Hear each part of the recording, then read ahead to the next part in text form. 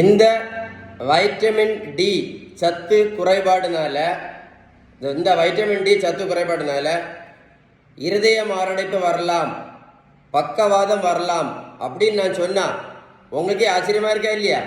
ஆமாம், கண்டுபிடிச்சிருக்காங்க. என்ன அப்படின்னா, வைட்டமின் டி சத்து குறைபாடு இருக்கக்கூடியவங்களுக்கு இந்த இரத்த குழாய்க்கு உள் பக்கத்தில் பாதிப்பு, அந்த பாதிப்புக்கு பேர் தான் என்னது?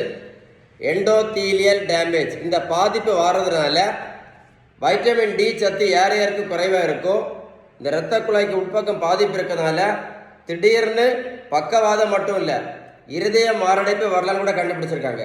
அதனால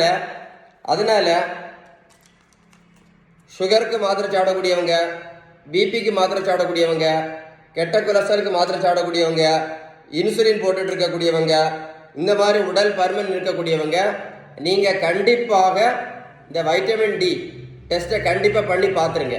சரியா? ஒன்று. அதே மாதிரி இந்த வைட்டமின் டி சத்து குறைபாடு நமக்கு வராமல் இருக்கணும் அப்படின்னா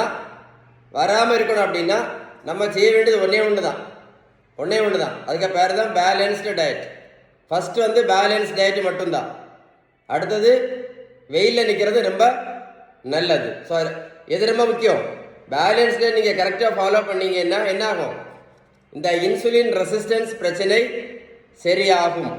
இந்த இன்சுலின் ரெசிஸ்டன்ஸ் பிரச்சனை சரியாயிடுச்சுன்னா என்ன வராது?